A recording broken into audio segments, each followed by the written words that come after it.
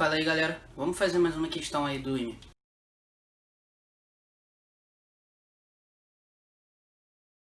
Então, a questão de hoje, a gente vai ter PA, PG e logaritmo. Então, ele deu uma PG e chamou os termos da PG de A1, A2, A2, A, N. Então, isso aqui vai ser o nosso AN. E ele deu uma PA e chamou os termos dessa PA de BN. Então, cada B1, B2, B3, isso aqui vai ser BN.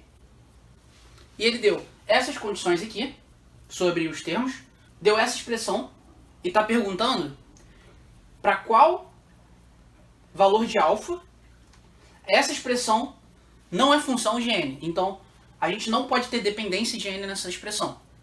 E ele está perguntando qual valor de alfa satisfaz isso. Então, antes de mais nada, antes da gente começar a questão, a gente tem que entender as condições do problema. Então, ele começa falando que A1 é maior que zero. E se A1, por exemplo, se fosse igual a zero, seria uma função constante. E se A1 fosse menor do que zero, você teria uma PG oscilante. E aí fica difícil fazer... A PG não fica do jeito que você precisa dela. Ela fica de uma forma que não é muito boa de estudar. Por isso que eles definem PG com os termos não negativos, para facilitar o entendimento. Então, não pode ser zero nem negativo, por isso é maior que zero. A2 e A1, isso aqui é uma expressão que a gente conhece. Por quê? A gente está numa PG, se você divide um termo sucessor pelo termo anterior, isso é exatamente a definição da razão. Então vamos lá, a PG vai ser um termo AN qualquer da sua PG, vai ser igual ao seu termo anterior, AN menos 1, vezes um número, que a gente chama de razão. Eu vou chamar de Q essa razão. Então, se eu dividir por AN dividir por AN menos 1, AN menos 1 vai ser igual a Q. Então, o Q, por definição, é a divisão entre um termo sucessor e um termo anterior. E é isso que ele está falando aqui. Ele está falando que um termo sucessor, 2 é sucessor de 1, é maior que 1. Isso implica que Q é maior que 1. O mesmo raciocínio a gente tem que fazer para essa condição aqui.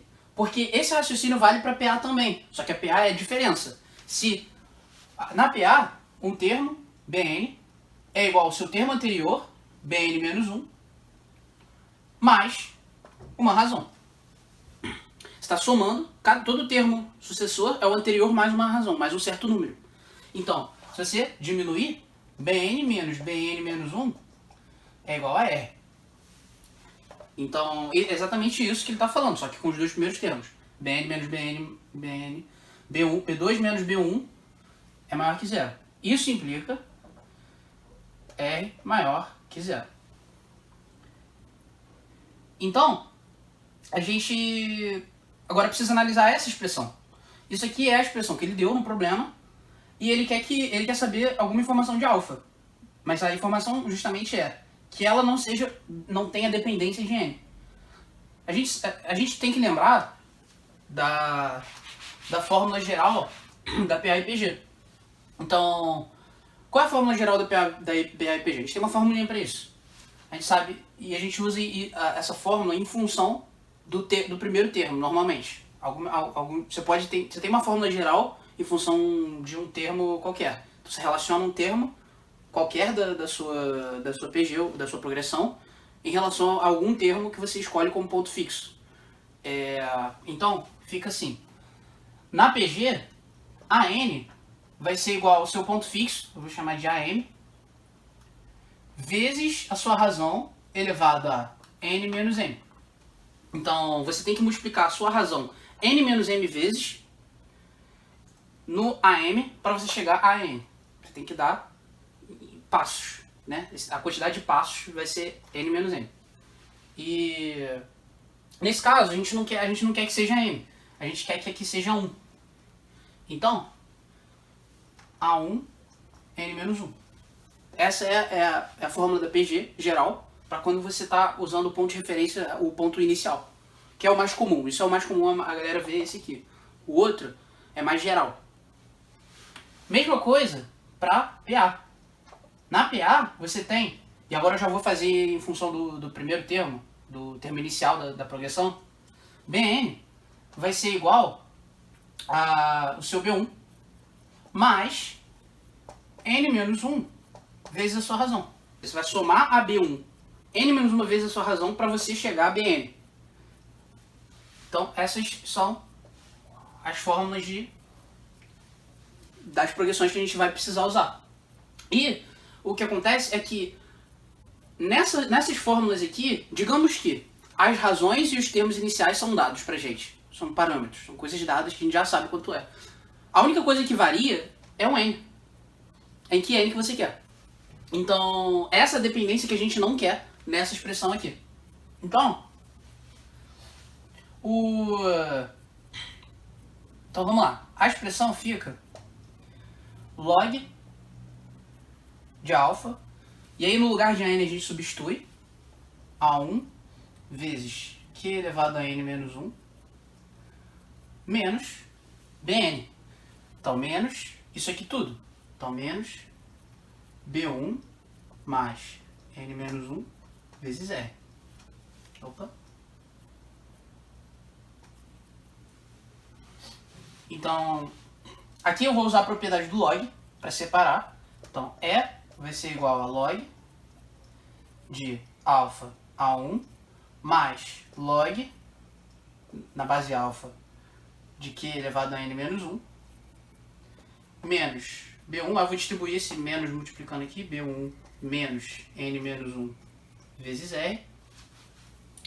E eu vou juntar os termos que tem n para cá e os termos que não tem n para lá.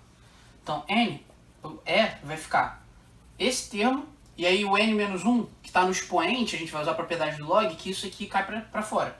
Então, n menos 1 log de Q na base alfa, menos isso aqui, que é n menos 1, vezes R.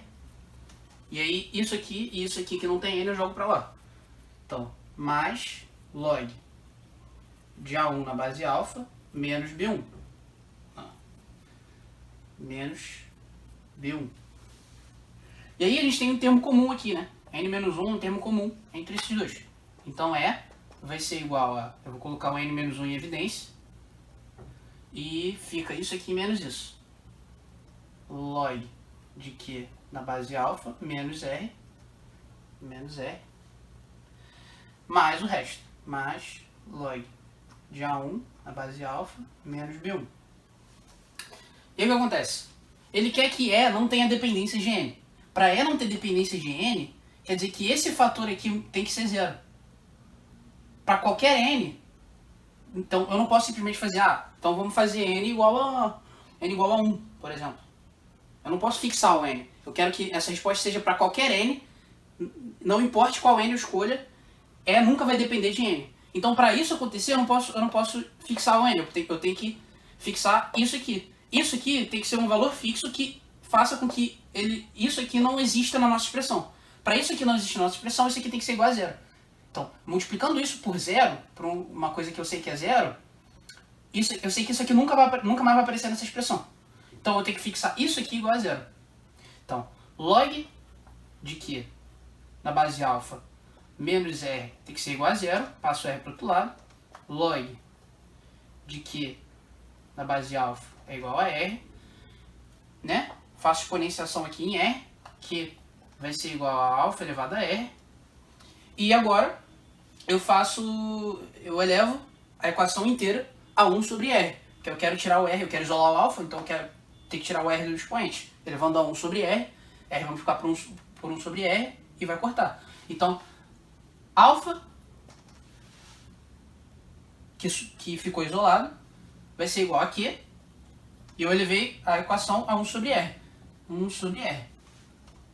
Só que no enunciado ele não deu Q nem R. A gente que colocou Q e R na questão. Eles não estão na resposta. Né? Isso é uma questão de múltipla escolha, não tem Q e R na resposta. Então a gente tem que substituir de volta Q e R. Então, o alfa vai ser igual a Q, e o Q é exatamente isso aqui. Por definição, isso aqui é igual a Q. Então, é A2 sobre A1. A2 sobre A1 e elevado a 1 sobre R. Isso aqui é R. Então é 1 sobre B2 menos B1.